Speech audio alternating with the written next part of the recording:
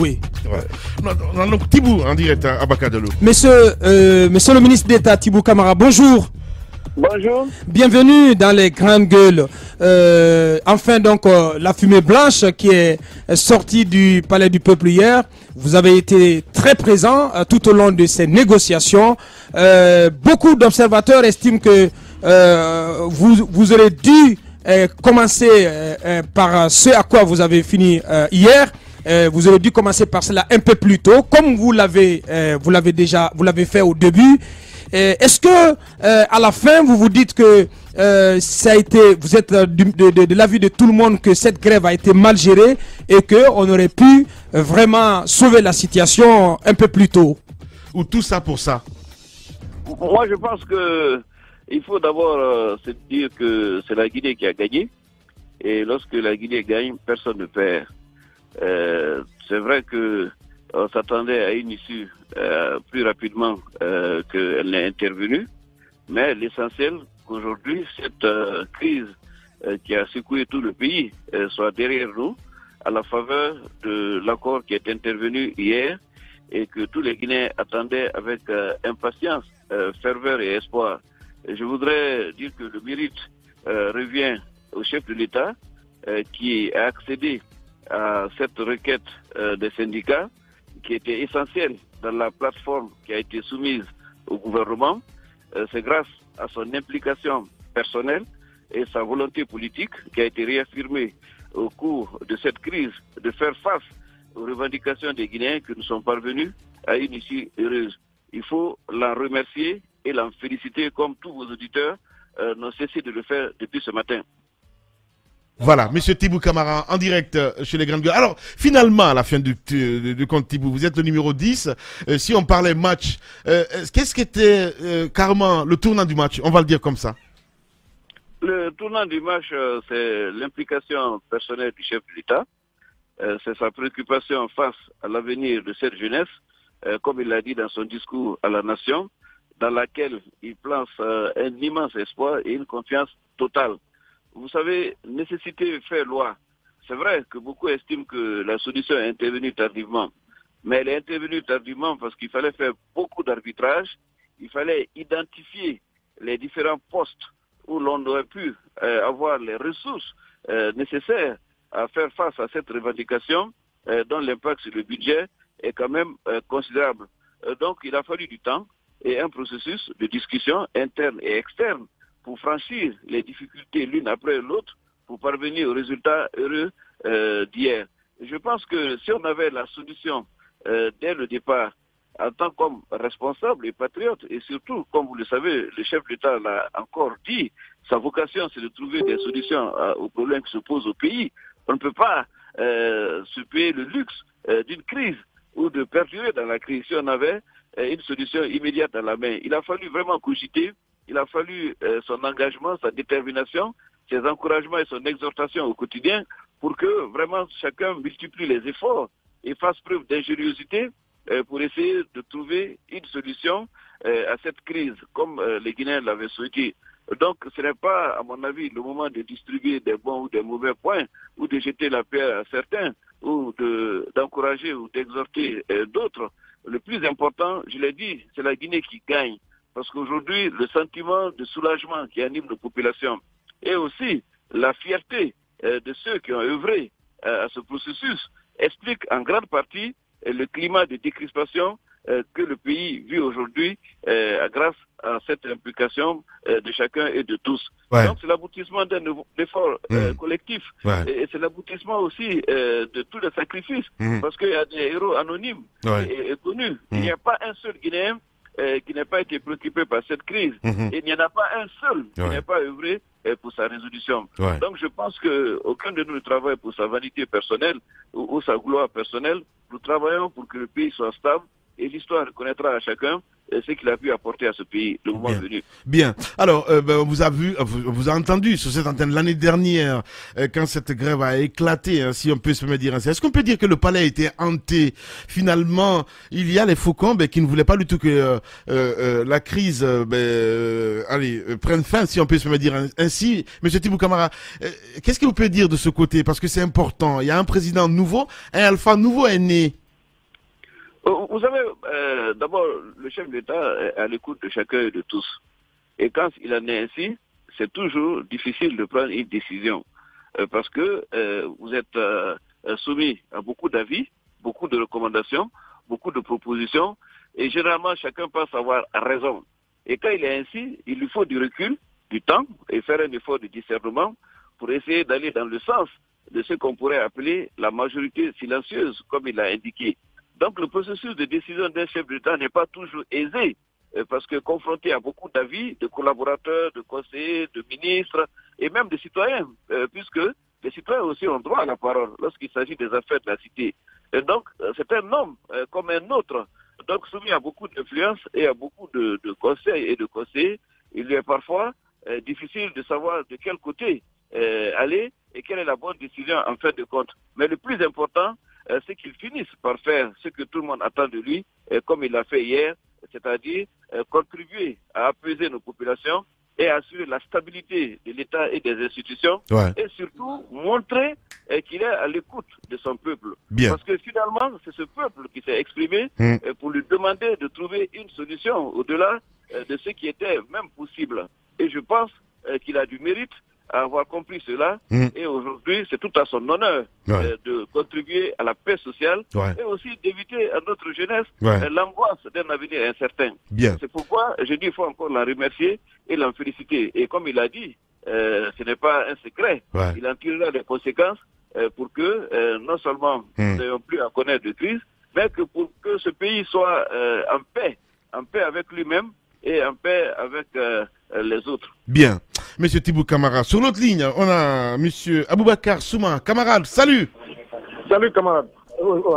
Alors, Monsieur Souma, après un mois donc de ténacité face au gouvernement, on sait tout ce qui s'est passé. Il y a la pression, on a entendu une tentative aussi d'assassinat, tout ça. Après tout cela, comment est-ce que vous vous sentez? Et rassurez-nous que cette décision prise vient de toute la base.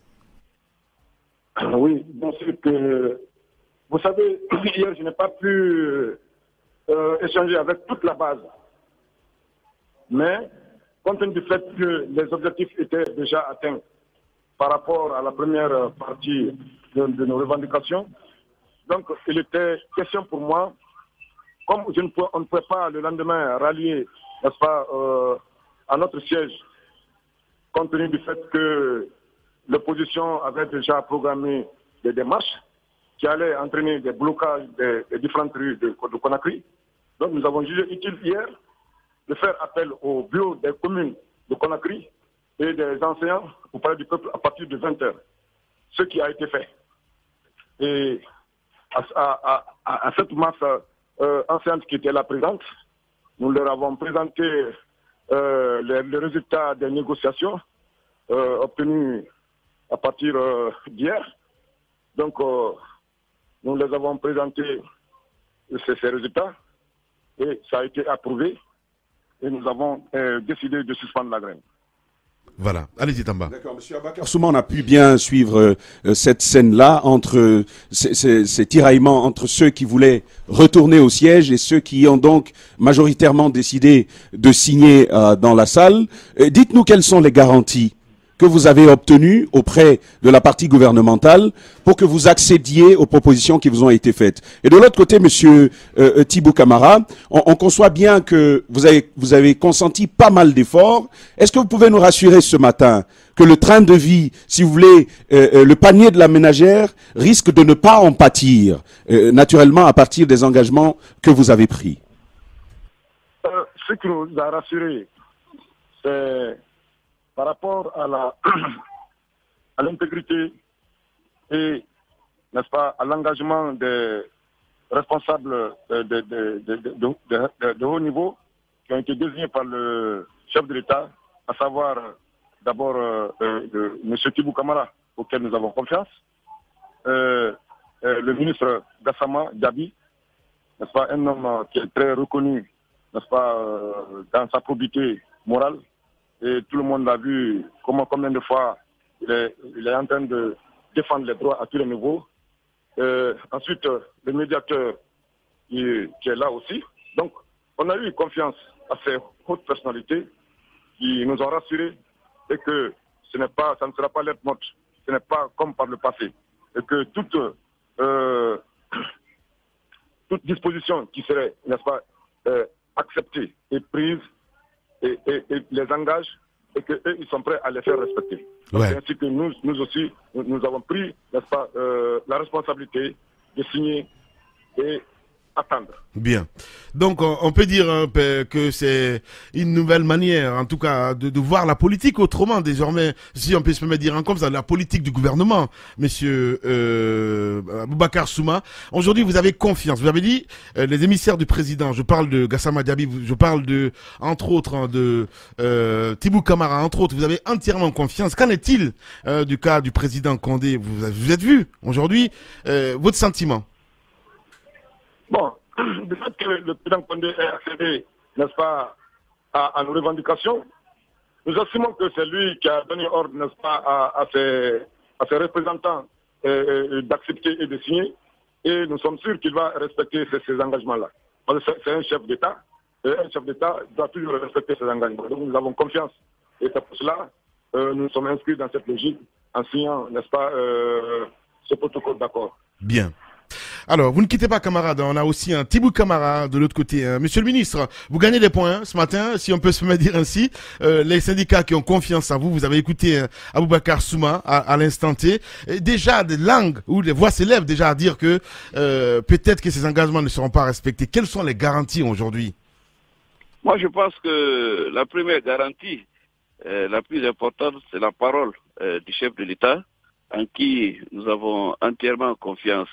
À propos de cela, il ne faut pas confondre les engagements personnels du chef de l'État que parfois nous sommes amenés à relayer auprès de nos concitoyens et les engagements parfois qu'on peut prendre à son nom et pour son compte et dont il n'est pas forcément au courant. Je pense que de ce point de vue, il y a un gros malentendu parfois.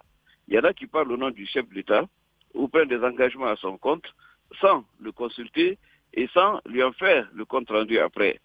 Cette fois-ci, nous avons consulté le chef de l'État, nous avons agi sous son mandat et sous ses instructions. C'était clair et net.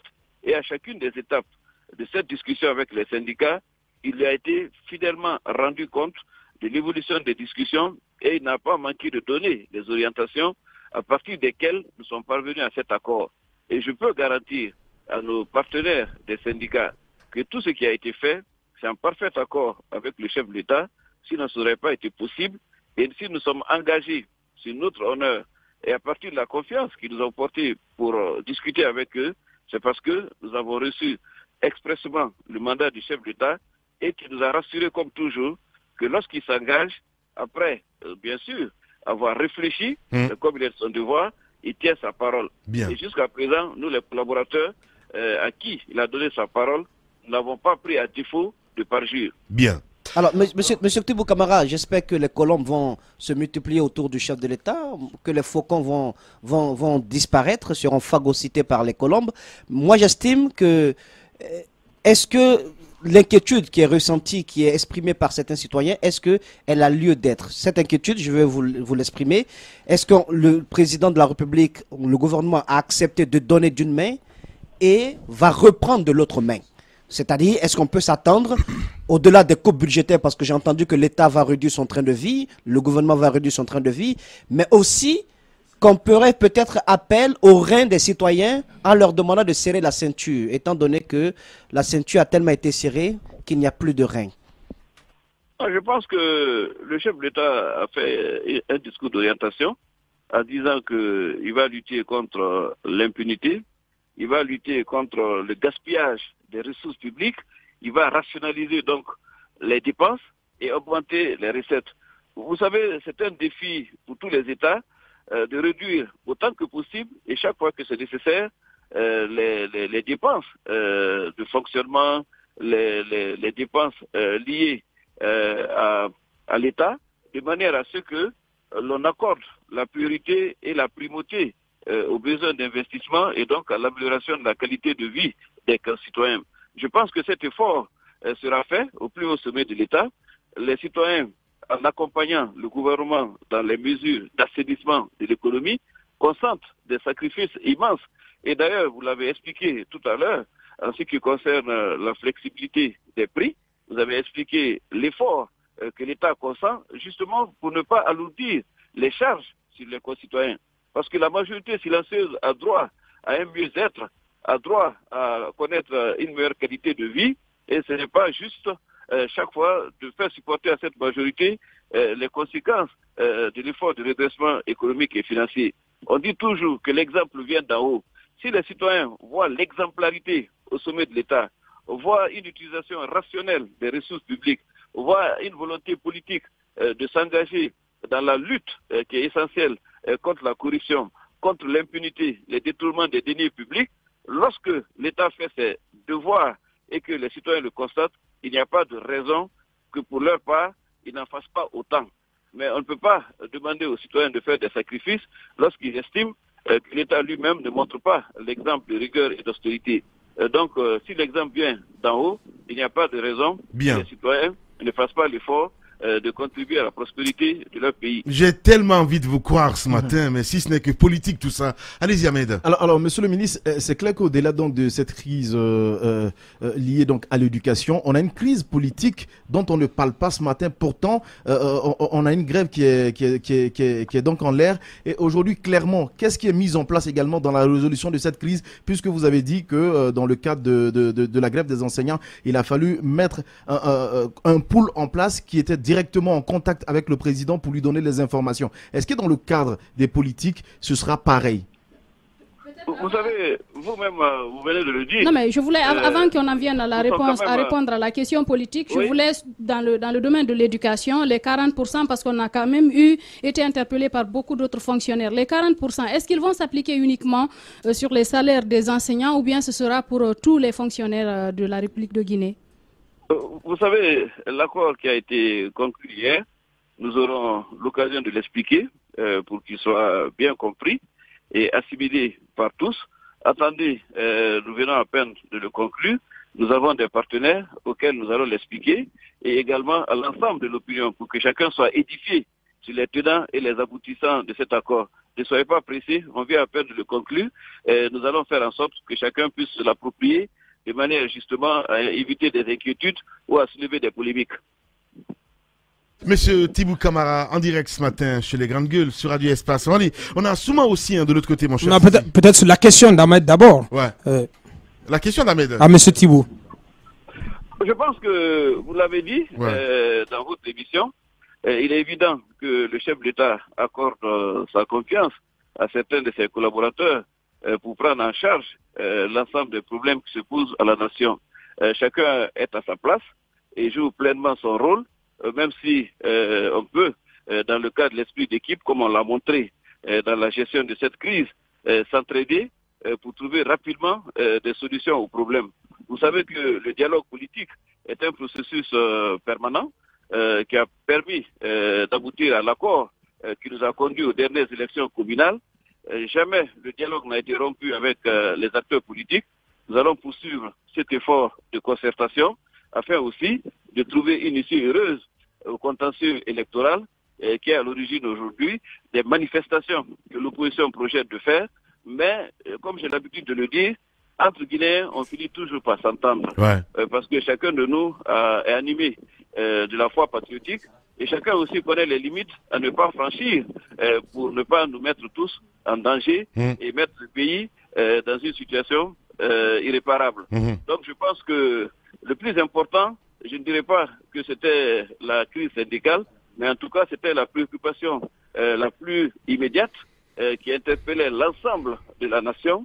Donc nous avons concentré les efforts sur la résolution de cette crise, surtout qu'il y avait le spectre d'une année blanche qui planait sur nos têtes.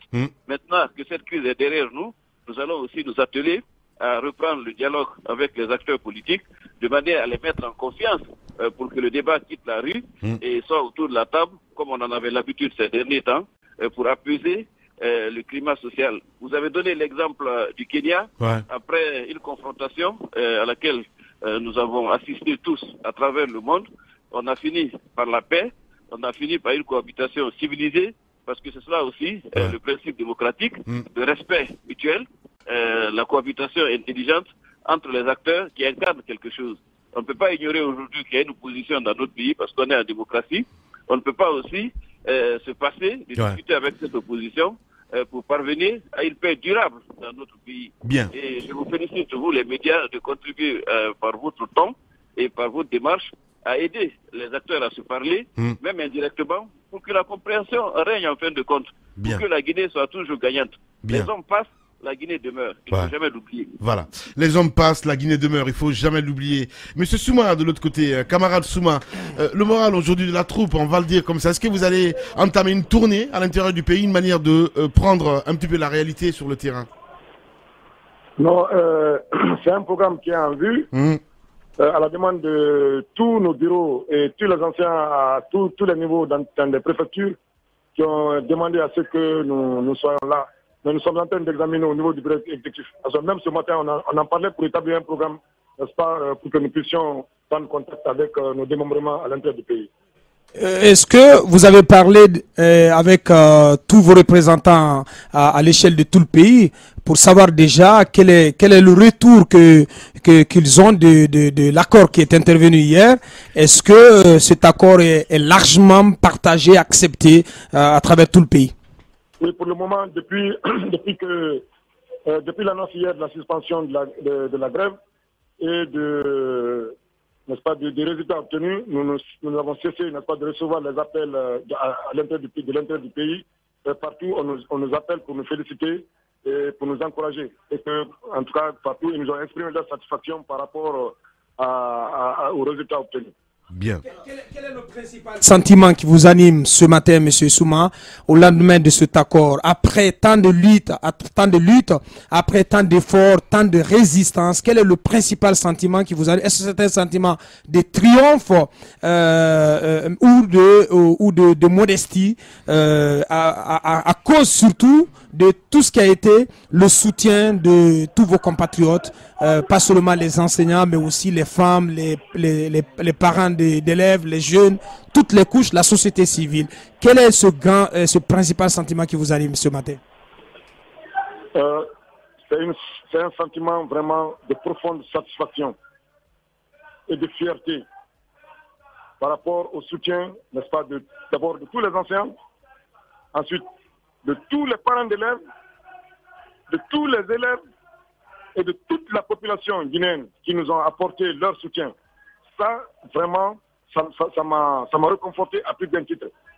Et c'est ce qui a valu aussi ma détermination sans faille afin d'obtenir, n'est-ce pas, ce résultat-là. Ouais. Camarade Souma, aujourd'hui, vous vous sentez général ou héros?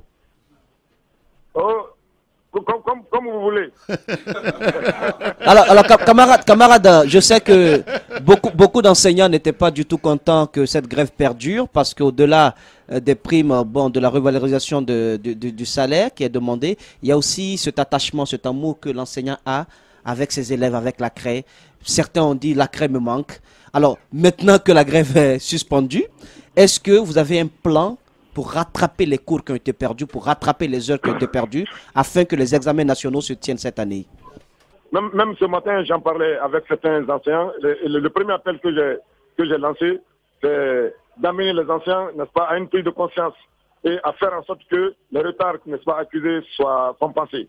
Et les enseignants, n'est-ce pas, sont engagés pour cela. Et nous allons tout faire, même s'il faut travailler les jours non ouvrables là, pour que les programmes soient achevés, afin que les examens soient effectivement se déroulent dans les conditions les meilleures.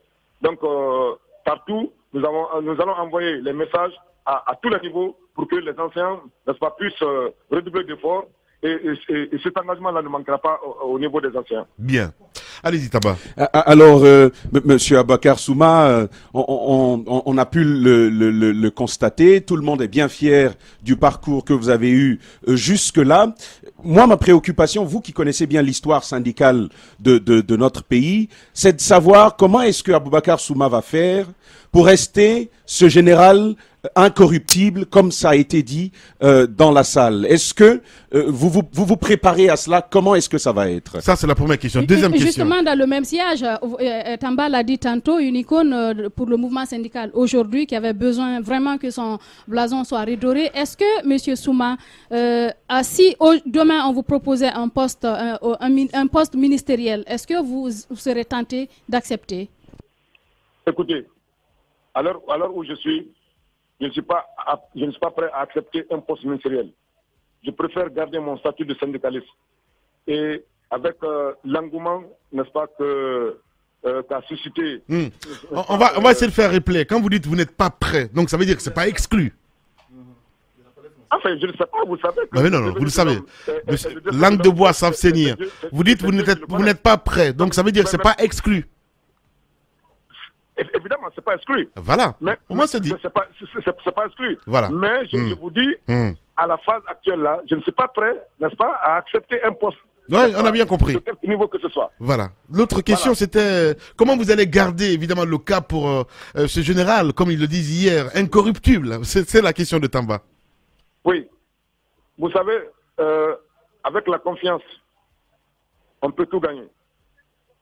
Là où je suis aujourd'hui, je suis fier. Je n'ai pas d'argent, mais la responsabilité que j'ai, la confiance que j'ai, n'est-ce pas, les sentiments que les gens nourrissent, n'est-ce pas, à ma propre personne aujourd'hui, me suffisent largement. Cela me réconforte ma famille. Oui, Général Aboubacar Souma, un mot tout de même pour vos anciens collaborateurs, Si Savané, Balato et Lub Bemba Souma. Oui, quand même. Le ministre de l'Éducation nationale aussi, le ministre Damata, qui ont tous été impliqués dans cette grève. Vous avez aujourd'hui la reconnaissance de l'État et vous obtenez satisfaction sur l'ensemble des points de votre plateforme de revendication. Quel petit mot à leur adresse ce matin? Et deuxième question, permettez-nous de savoir quel a été le rôle précis de M. Abdourahmane Sano, président de la PQD, dans la gestion de cette crise, de cette grève. Est-ce qu'il a été à un moment ou à un autre intéressé donc à vous pousser, à vous radicaliser, comme cela a été entendu, notamment par des rangs du RPG Arc-en-Ciel? Je commence par la deuxième question. Le président Abdourahmane Sano a joué un rôle très très important. Mais dans quel cadre? Dans le cadre du maintien de l'unité syndicale. Dès le départ, n'est-ce pas, de ce mouvement, le président Abdourahmane Sano est venu vers toutes les centrales. Il les a réunis pour leur dire de faire en sorte que l'unité soit maintenue. Et de voir les choses, n'est-ce pas, de voir clair comment les choses se passent. Et de reconnaître que Souma, aujourd'hui, est soutenu par l'ensemble des anciens. Et c'est ce qui, en matière syndicale, c'est ce qui est important. Donc, il a demandé à ce que le SLEG, à la personne de l'ancien secrétaire général Si Savané, soit plutôt fier du fait que le SLEG a raflé tous les anciens au niveau de l'éducation. Puisque avant, il y avait 2 syndicats au niveau de l'éducation. Aujourd'hui, il n'y a qu'un seul syndicat. Tous les anciens ont migré vers le SLEG. Donc, il a fait comprendre à Si Savané et ses compagnons de s'en réjouir et de venir vers Souma pour qu'ensemble nous puissions continuer cette dynamique. Mais c'est chose qui n'a pas été comprise par Si Savané. Donc, Abdourahmane Sano a beaucoup œuvré d'abord dans le cadre du maintien de l'unité syndicale, parce que toutes les syndicats-là sont affiliés à la PQD, la plateforme de la société civile que dirige le Kamal Sano. Donc, il revenait de prendre toutes ses responsabilités. Et moi personnellement, et à mon organisation, le SLEG, il nous a apporté son soutien moral. Et cela est tout à fait normal. Il nous a appuyés et voilà le résultat que nous avons obtenu aujourd'hui. Il nous a toujours encouragés parce que c'est quelqu'un qui défend la justice. Il est très allergique, n'est-ce pas, à l'injustice. C'est pour cela qu'il a toujours combattu, n'est-ce pas, l'injustice. Et il nous a toujours appuyés parce qu'il sait que ce que nous sommes en train de combattre, est légal. Notre combat est légal. Donc, dans ce contexte-là, il nous a appuyés et matériellement et moralement. Voilà, moi c'est dit. La première question. Oui. Deuxième question. La première. Oui, un petit mot quand même pour... La première question. Pour Sissavané et autres. Vers Sissavané, Balato et autres. Je leur demande aujourd'hui de prendre conscience de la légitimité et de la légalité du bureau exécutif national qui vient d'être élu. Donc, de rallier, n'est-ce pas, ce mouvement. Et ils sont les bienvenus au sein de notre organisation. Nous allons continuer ensemble. Mais qu'ils comprennent que se lever maintenant, aller, n'est-ce pas, dire que Souma et ce cap-là est révolu. Et qu'ils viennent, n'est-ce pas, avec nous. Exercera l'autorité. Condorcet. Bienvenue chez les GG sur Radio Espace Guinée. Les grandes gueules. Tout sur les dessous de l'actu. Ici, l'actu rime avec liberté de ton sur Radio Espace. Mais aussi, tous les soirs, évidemment, en deuxième partie de soirée, vous avez accès à cette émission, Les Grandes Gueules sur Espace TV. On a encore M. Tibou Camara en direct. Monsieur le ministre d'État, dites-nous, la grève n'est que suspendue. Est-ce qu'il y a de l'espoir qu'elle soit complètement levée? Je veux dire, le travail de fond qui doit commencer, est-ce qu'il se fera réellement, monsieur le ministre? D'abord, je pense avoir rassuré sur la volonté du chef de l'État, non seulement de résoudre cette crise, mais d'éviter qu'il y ait d'autres crises, aussi bien dans le système éducatif que partout ailleurs en Guinée.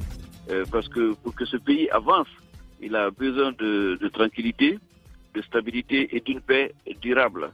Les crises à répétition, que ce soit dans le domaine social ou avec les acteurs politiques, ce n'est pas ce que le pays attend. Et au contraire, ça pénalise le pays, comme chacun l'a constaté ces derniers jours avec cette crise que nous venons de résoudre. Donc je pense que la garantie, c'est notre volonté à tous de construire une paix durable et aussi le respect de nos engagements.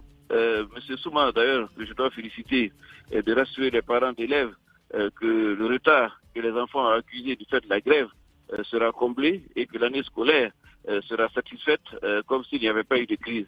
Il faut le saluer et le remercier pour ce sens, la responsabilité et cet esprit civique que nous apprécions et le chef d'État, sans aucun doute, appréciera davantage mieux que nous. Donc je pense qu'on respectera notre parole. C'est dans ça qu'il y a l'honneur de chacun, et en particulier la crédibilité de notre État. Et je pense que c'est un test pour chacun d'entre nous, cet accord qui vient d'être signé. Et je pense qu'il n'y a pas de raison qu'il y ait une autre grève. Suspendu ou levé, c'est bon, ce sont des termes qui sont consacrés dans le mouvement syndical. Allez-y, dans ma dernière question. Vous faites bien de le souligner, monsieur le ministre, faire en sorte qu'il n'y ait plus d'autres grèves, autant dans le secteur de l'éducation que dans d'autres secteurs. Moi, vous supporterez que je sois assez tatillon sur une question qui a été posée tantôt. Est-ce que les 40% concédés vont concerner tous les fonctionnaires ou est-ce que vous attendrez une autre grève pour l'étaler à d'autres corps de métier en Guinée? Là seulement, on n'attend pas une autre grève, que Dieu nous en garde, mais je viens de l'expliquer, l'accord vient d'être signé. Vous savez, pour gouverner tranquillement dans un pays, je pense qu'il faut d'abord consulter avant de décider. Et lorsqu'on décide, expliquer. On a consulté, on a décidé. On passe à la phase d'explication. Je pense que à travers vous, les médias, mais il faut accorder la primeur à nos partenaires sociaux. Parce que nous avons beaucoup de partenaires sociaux. Et le chef d'État lui-même a lancé un appel à la trêve sociale, comme chacun a pu le suivre. Donc, vous souffrerez que nous discutions avec nos partenaires sociaux à qui nous devons expliquer en tout premier lieu l'accord qui vient d'être conclu. Et puis comme je viens de le faire, ainsi que d'autres membres du gouvernement, ainsi que ceux qui ont participé dans la résolution de cette crise au sein du comité, vous aurez toute l'explication autour de cet accord. Mais je suis convaincu d'avance que chacun comprendra l'accord et qu'il sera le point de départ de la trêve sociale que le chef d'État a sollicité et aussi d'un climat de confiance nouveau entre tous les partenaires et le chef de l'État, que ce soit les partenaires sociaux ou les partenaires politiques. Bien. Merci beaucoup, en tout cas, monsieur le ministre, d'avoir accepté notre invitation ce matin. Merci, et je voudrais vous exprimer tout mon soutien et toute ma solidarité à l'occasion de l'agression dont vous avez été victime. On peut tuer un homme mais ne pourra jamais étouffer la voix de la liberté. Ouais. Car la liberté est chère à chacun d'entre nous. Et beaucoup, avant nous, se sont battus pour qu'elle existe. Beaucoup, après nous, se battront pour qu'elle continue d'exister. Ouais. Ouais, non, je voulais vous poser quand même cette dernière question parce que apparemment vous n'êtes pas au bout de vos peines, vous n'êtes pas au bout de vos efforts.